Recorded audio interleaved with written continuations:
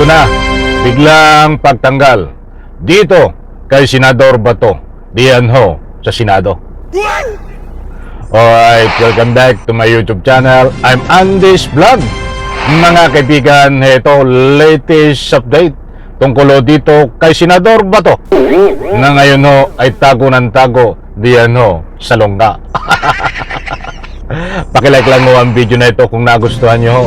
Please like and subscribe my YouTube channel. Heto na, mga kaibigan, marami ho ang kakaharapin nitong si Senador Bato, arrest warrant sa ICC, at siyempre itong biglang pagpatalsik sa Senado, pagtanggal sa Senado bilang senador. Dahil hindi pumapasok to eh. Ha? Ano pang silbi, mga kaibigan, binoto ng taong bayan na dapat magsilbi ng tunay at tapat sa Republika ng Pilipinas. Pinapasweldo ng taong bayan.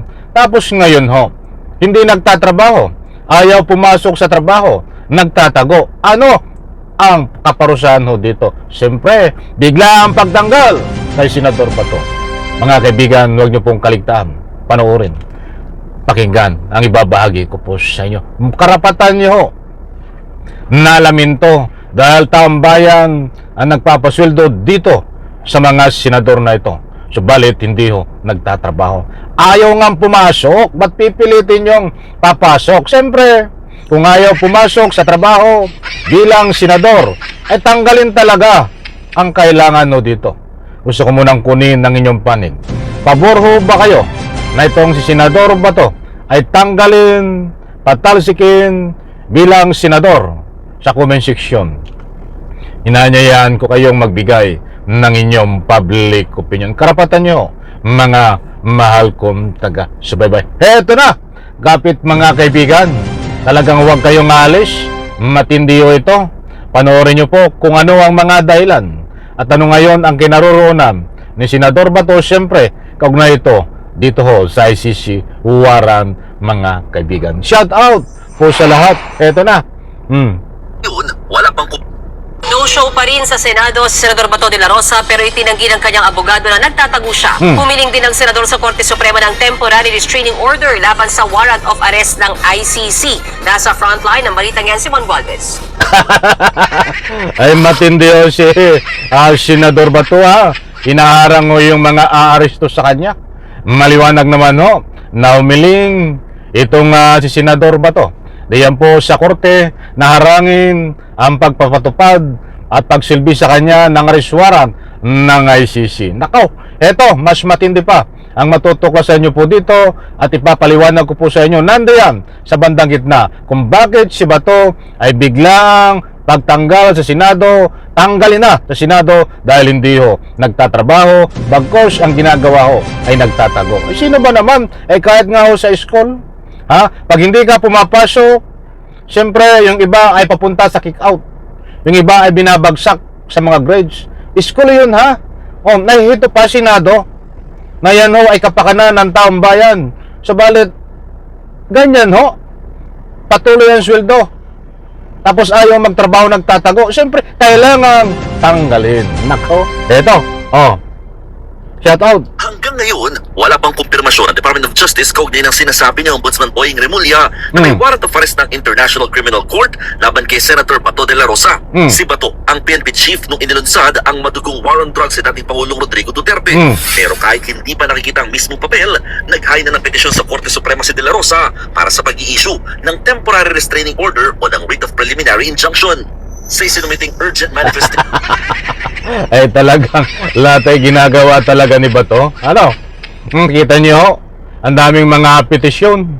Ay, mga abogado niya lumalakad eh.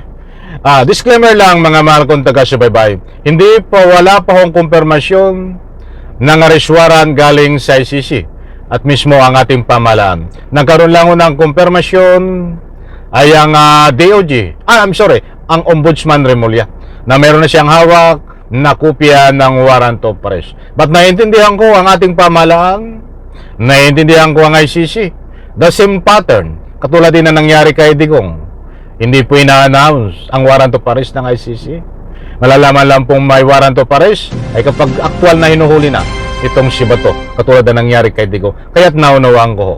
Okay, kung hindi ito in-announce ni Boyeng Remulla, ay baka ito ay nahuli na diyan sa Senado. Surprise ang uhulihin. Kahit hindi ho tayo pabor na pinakalat, in-announce ni Ombudsman Remulla na may warrant of arrest na itong si Bato. Tuloy, anong nangyari? Bigla ho nagtago.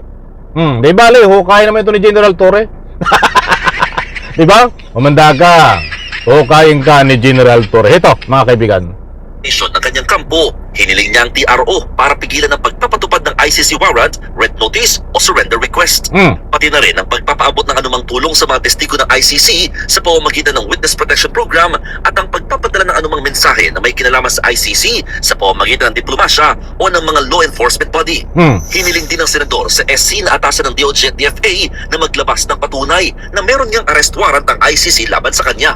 Kanina, no-show ulit ang senador sa Senado. Huling nasilayan ng publiko sa De La Rosa nang mamahagi ng tulong.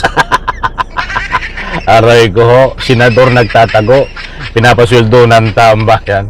Mga kaibigan, babasa lang po ako ng mga komento. Mga mahal kong taga-subaybay, maliwanag naman diyan na no show tuwing magtatrabaho sa Senado itong si Bato. Sa halip na magtrabaho, ang ginagawa ho ay nagtatago. Okay, ang dami ho ang nagbibigay ng anumang public opinion dito. Babasa ho ako na kailangan tanggalin na, biglang tanggalin na itong si Bato bilang senador dahil pinapasweldo ng taong bayan ay hindi naman nagtatrabaho. Mga public opinion ito, mga kaibigan, at karapatan nyo naman magbigay ng anumang public opinion. Babasa pa ako, marami dito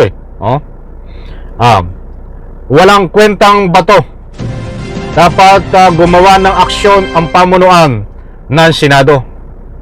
Dahil nagtatago si Bato, ayaw magtrabaho. Magising kayo sa katotohanan. Ano ang dapat parusa diyan? Anak ng katakot-takot. Talagang may isa na lang. Lahat ito gustong tanggalin Tanggalin, patalsikin sa Senado. Hindi karapat-dapat na senador yan. Kinukurakot lang at pinansweldo niya, hindi naman nagtatrabaho. Ibig sabihin, pinapasweldo ng taong bayan sa pamamagitan ng tax, ayaw magtrabaho. Mga kaibigan, abangan po natin, mga mahal kong taga-subaybay, dahil maganda itong mga public opinion ninyo at itong mga nagbibigay ng anumang public opinion sa comment section na sinisigaw kailangan tanggalin ito. Abangan po natin dahil kung ito ay tatagal ng ganito ng tago. Subalit, pinapasweldo ho ng taong bayan. Ano ang dapat aksyon ng Senado o pamunuan ng Senado? Nasa rules ba nila? Nasa batas ba nila na gumugulong? Nasa rules ba ng Senado na gumugulong kung ano ang dapat parusa?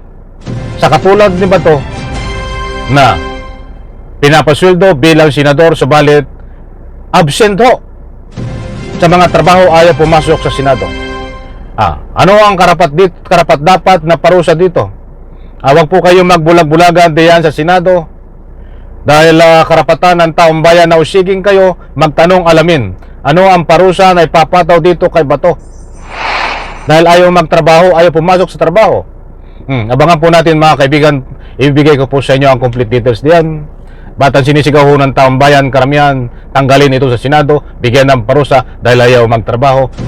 Nagtatago ho, mga kaibigan. Pinapasweldo ng taong bayan nga di ba? Subalit nagtatago Yun ang gustong ipunto ng maraming nagbibigay ng anumang public opinion. Hanggang ngayon ho, ay abangan po natin ito. Dahil kabang-abang ho ito. Ito nga mainit na usapin ng ICC warrant. May panibagong update po ako sa inyo mamaya. At siyempre karugtong ho nito, parusa kung paano tatanggalin itong si Bato sa Senado. Salay ko sa video nito, bye-bye. Palakpak.